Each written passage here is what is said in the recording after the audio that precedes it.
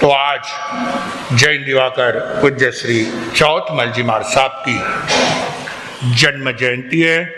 साथ में उपाध्याय प्रवर पूज्य श्री कस्तूर चंद जी महाराज साहब की भी दीक्षा जयंती है। इस उपलक्ष्य में आइए आप और हम सभी सुनेंगे श्रवण संघ की आन बान शान युवाचार्य भगवंत पूज्य श्री महेंद्र सिंह जी महाराज साहब को युवाचार्य भगवंत। ओ भगवन तेरा ध्यान धरूं मैं, हरे राम तेरे साथ रहूं मैं। ओ भगवन तेरा ध्यान धरूं मैं, हरे साथ रहूं मैं, हरे राम तेरे साथ रहूं मैं। मंगलम भगवान वीरो, मंगलम गौतम प्रभु, मंगलम स्थूलिभद्राद्या, जैन धर्मोस्तु मंगलम। गुरुआणाय मुखो गुरु पसाया अठ सिद्धियो, गुरु भक्ति विद्या साफल्यम हो।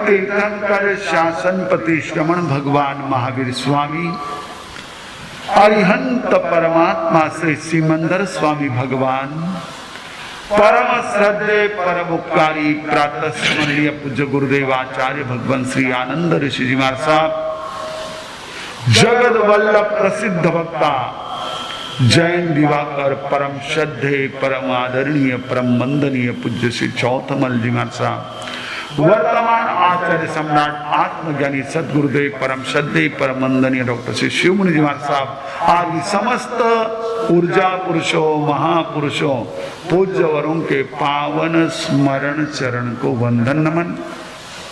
या विराजी स्नेही सहयोगी संत वृंद,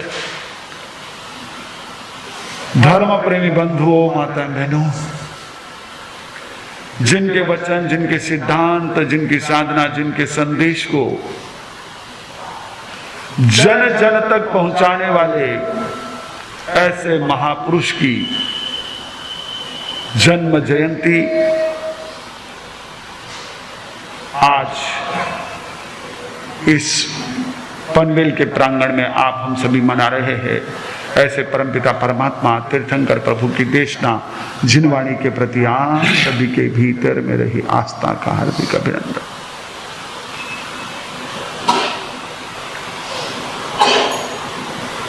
आज ऐसे महापुरुष की चर्चा हम करेंगे कि जिनके शब्दों में मंत्र सा सामर्थ्य था। जैसे आप कोई मंत्र पढ़ते हो तो उस मंत्र के प्रभाव से आपकी मनोकामनाएं पूर्ण होती है। वो मंत्र आपके संकटों को दूर करता है। वैसे जिसके एक एक शब्द में सामर्थ्य था, जिन शब्दों को सुन करके व्यक्ति का हृदय आनंद से भर जाता था, जिनके शब्द कान पर पड़ते ही चाहे जैसी आपत्ति, चाहे जैसी विपदा आ रही हो, आने वाली, वो टल जाते थे। और वो सामर्थ्य जिनको साधना से सहज प्राप्त था। साधना कैसी थी पता है? जिनका नाम भी आज सभी के हृदय में आस्था का दीप प्रज्वलित करता है, ऐसे जैन दिवाकर पूज्य चौथमल जी महाराज साहब, इनकी साधना कैसी थी पता है? आपने महाराष्ट्र के समर्थ रामदास का नाम तो सुना होगा, उनके बारे में भी सुना होगा कि समर्थ रामदास का पहले नाम क्या था?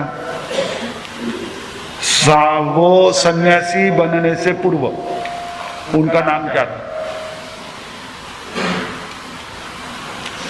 नाही माहिती तुम्हाला? अरे बापरे, मग कस काय व्हायचं आपलं? नारायण। क्या नाम था? नारायण। कहते हैं नारायण जिस समय शादी के लिए उस मंच पर पहुंचा जहां अंतर पाट के उस तरफ उसकी मंगेतर खड़ी थी, जिसके साथ शादी होने वाली थी, इस तरफ नारायण खड़ा है, और तभी मंगलाष्टक में आवाज आती है, सावधान। जैसे ही आवाज सुनी नारायण क्या हुआ? वहां से तुरंत निकल गया और वो उसके समर्थ बनने का बीज बना।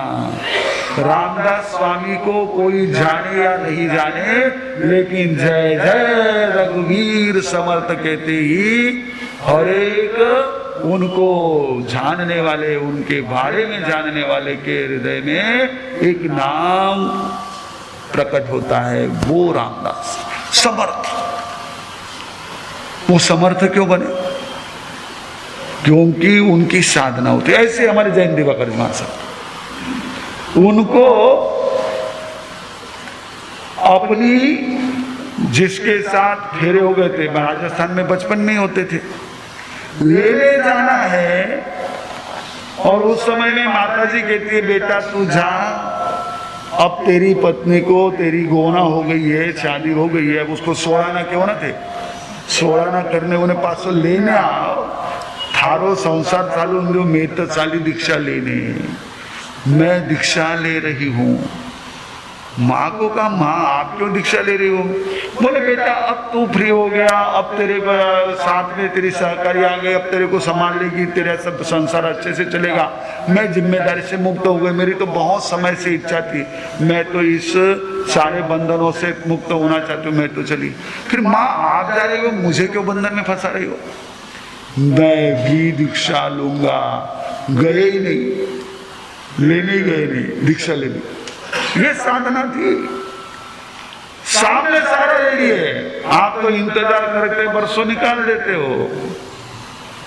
साधना कोई इंतजार करते, कोई झेलते हुए, अभी क्या है, दोनों आप अपनी समझो, मैं क्या कहूँ ना। गुरुदेव ने तो हमारे ऊपर बड़ी मेहरबानी कर दी, लेकिन उस समय में वो निकल गए और इस प्रकार की उन्होंने अपने गुरुदेव पूज्य हीरालाल जी महाराज साहब के सानिध्य में साधना की, संयम की साधना, ज्ञान की साधना। उनके वाणी में वो ओज, उनके वाणी में वो प्रभाव, उनके वाणी में भगवान के सिद्धांतों को सरलता से समझाने का सामर्थ्य, कि जिनको सत्ता का मद है वो मद भी उतार ले, और जो हताश है, निराश है, ऐसे किसी विपन्न व्यक्ति के भी, ऐसे किसी साधारण व्यक्ति के अंदर में भी उत्साह भर दे, ऐसी वो वाणी थी। ऐसे वो प्रसिद्ध वक्ता नहीं कहलाए, वक्ता तो बहुत हो जाते हैं, लेकिन वो प्रसिद्ध, अप्रसिद्ध का अर्थ हमको ज्यादातर क्या लगता है? फेमस। प्रसिद्ध ने हम क्या कहते हैं? फेमस। और प्रसिद्ध का अर्थ वास्तव में वो नहीं है। प्रसिद्ध का अर्थ होता है जो पूरी तरह से सिद्ध है, प्रकृष्टेन सिद्धम, जिनके वचन प्रमाण युक्त थे, जिनके वचनों में सिद्धि थी, ऐसे वो प्रसिद्ध वक्ता थे।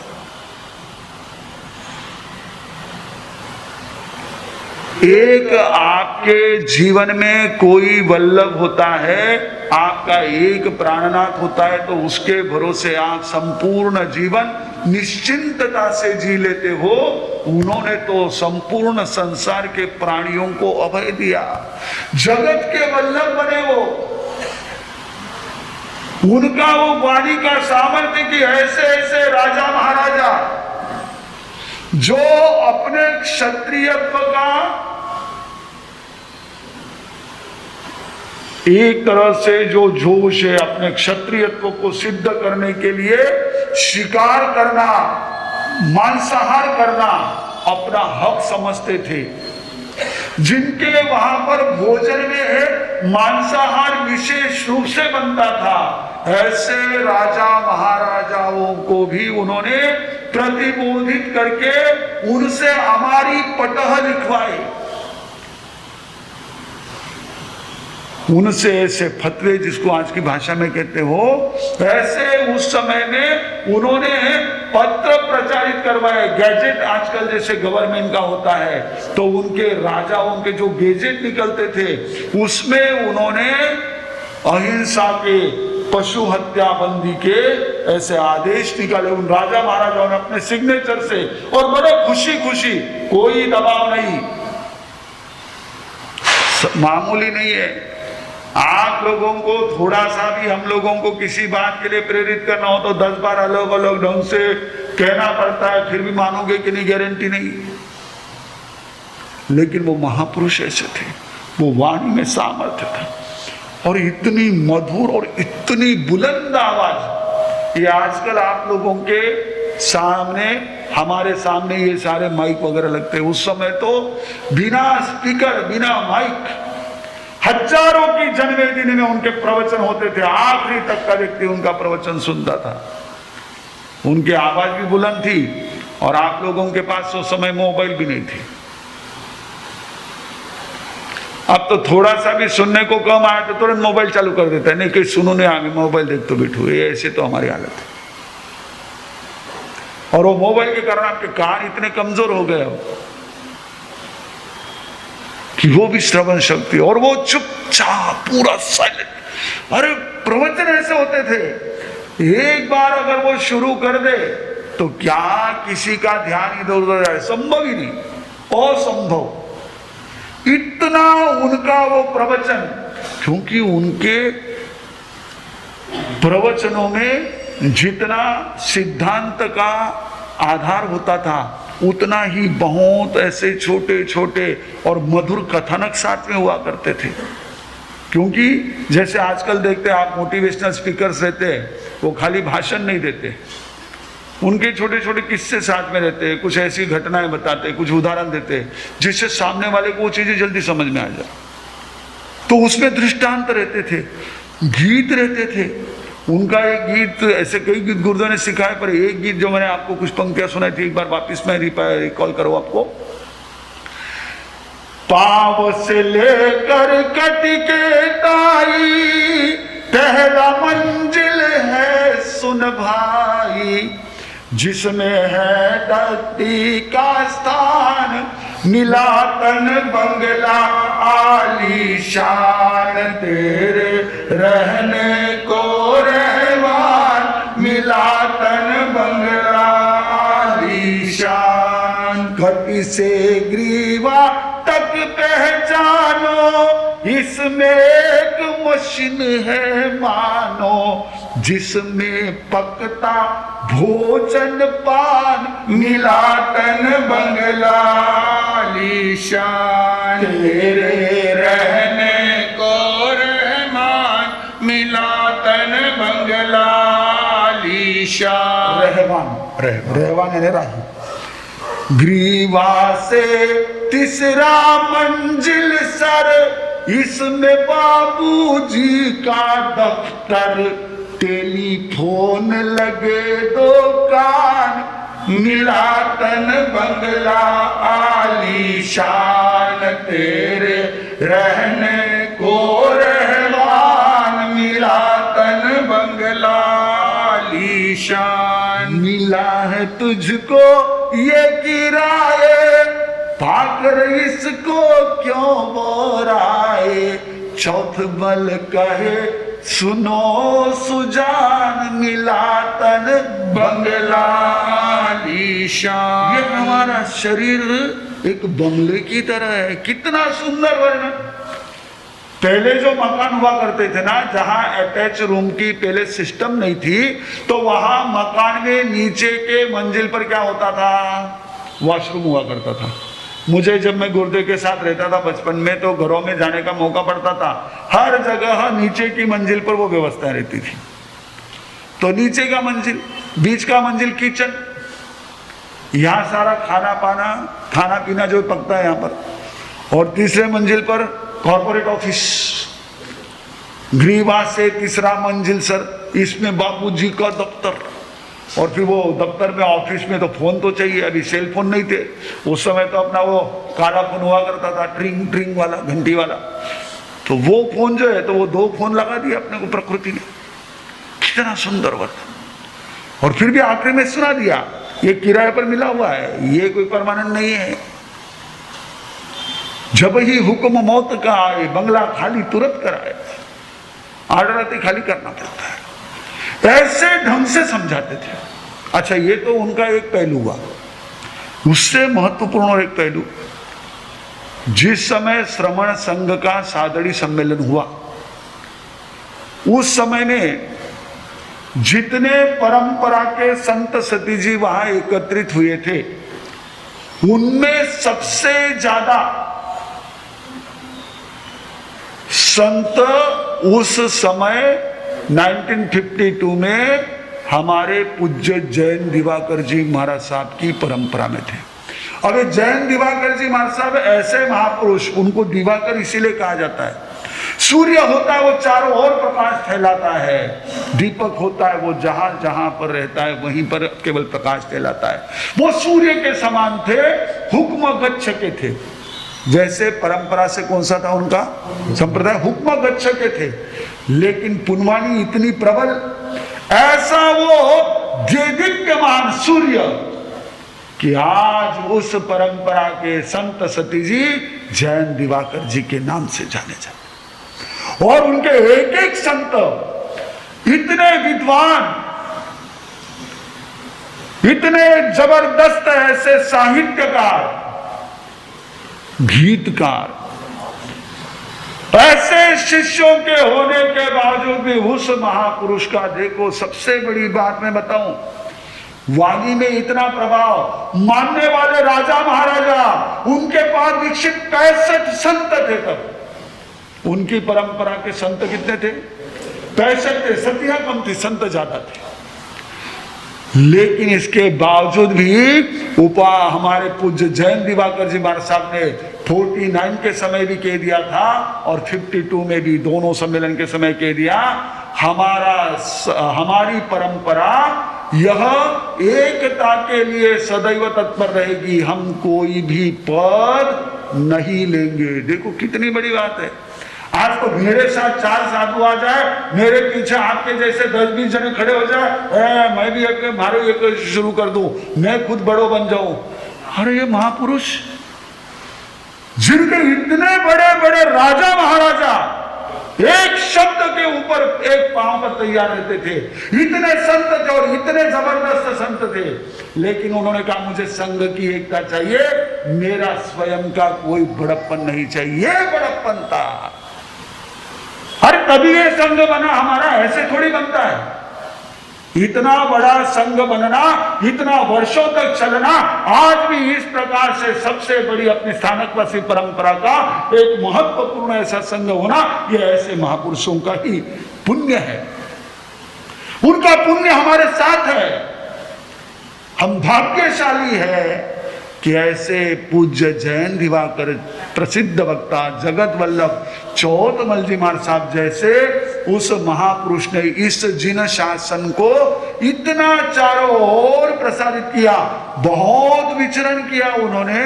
और हमें तपस्वी मोहन मुनि जी महाराज साहब ने बताया था शायद कि कहने लगे जब हम राजस्थान में बाद में विचरण करते थे तो जो किसान लोग हैं वो हमको कैसे पहचानते थे, ये दिवाकर जी वाला महाराज साहब, हमारी मुहब्बती को पहचान उन्होंने दिलाई।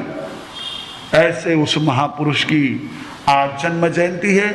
आप हमेशा ध्यान रखना कि इन महापुरुषों की जन्म जयंती, इन महापुरुषों की दीक्षा जयंती या इन महापुरुषों की पुण्यतिथि, जैसे आज हमारे उपाध्याय कस्तूरचंद जी महाराज साहब की दीक्षा जयंती है, जो कि उन्हीं पूज्य जैन दिवाकर जी महाराज साहब के ही, गुरु भाई प्रताप जी महाराज साहब के ही उसी परंपरा के एक महापुरुष हुए जो ज्योतिर्विद थे, ज्योतिषाचार्य थे, जिनका इतना जबरदस्त ऐसा अध्ययन था कि जिस अध्ययन के कारण उन्होंने अनेक महापुरुषों के, हमारे वर्तमान आचार्य शिव मुनि जी महाराज साहब जैसे अनेक महापुरुषों के भविष्य को पहले ही बतला दिया था, और जिनके वाणी में भी इतना प्रभाव था कि हजारों हजार साधर्मिक बंधुओं को जिन्होंने अपने भक्तों से सहायता दिलवाई, सहयोग दिलवाया।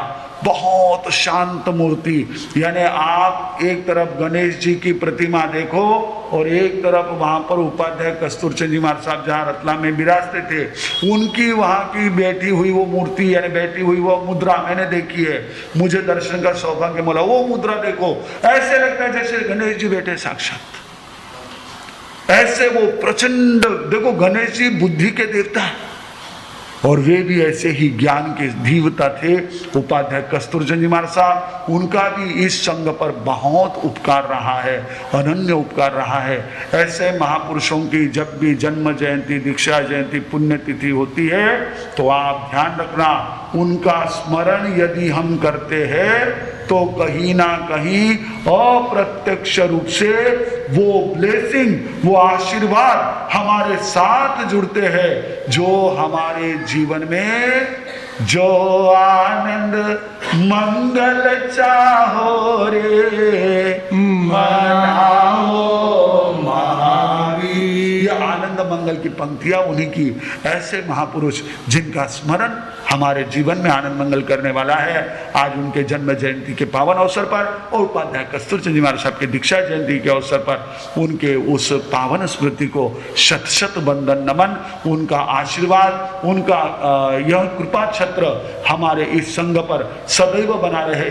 जिस प्रकार से उन्होंने जिन शासन की अद्भुत प्रभावना की, हम भी उनके नक्शे कदम पर चलते हुए उस कार्य को कहीं ना कहीं आगे दे, मूर्त रूप दे सके। उनके बताए हुए मार्ग पर चलने का आप और हम सभी का सदैव प्रयास होना चाहिए। जहां जहां एकता की बात होगी, उन्हें चाहने वाला, उन्हें जानने वाला, उन्हें मानने वाला सदैव आगे रहेगा, और जहां जहां कहीं विभाजन की बात आएगी, वो प्रखरता से वहां पर अपनी बात रखेगा कि नहीं, होगी तो एकता ही होगी, रहेगी तो एकता ही रहेगी, क्योंकि हमारे महापुरुषों ने उसके लिए अपना संपूर्ण जीवन का जो एक सामर्थ्य है वो प्रदान किया हुआ है, और उन्हीं का वह हमको दिया हुआ विरासत में ऐसा संघ का ये मिला हुआ अमृत, हम इसको सुरक्षित रखेंगे तो हमारा जन्म जयंती मनाना अधिक सार्थक होगा। इन्हीं मंगल भावों के साथ ओम शांति। जय आनंद आनंद गाए जा, चरणों में शीश झुकाए जा। जय आनंद आनंद गाए जा, ऋषिवर आनंद का नाम रटो, कलिमल बाहों से दूर हटो। यह गीत रसिक सुनाए जा, जय आनंद आनंद गाए जा।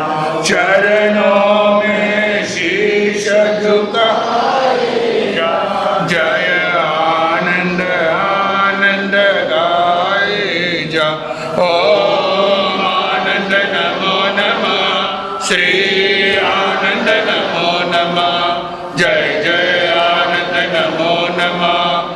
सतगुरु आनंद नमो नमः। ओम आनंद नमो नमः। श्री आनंद नमो नमः। जय जय आनंद नमो नमः। सतगुरु आनंद नमो नमः। ओम आनंद नमो नमः। श्री आनंद नमो नमः। जय जय आनंद नमो नमः। सतगुरु आनंद नमो नमः। सतगुरु आनंद नमो नमः। सतगुरु आनंद नमो नमः। आचार्य भगवंत की। आज अपनी धर्म सभा में हमारे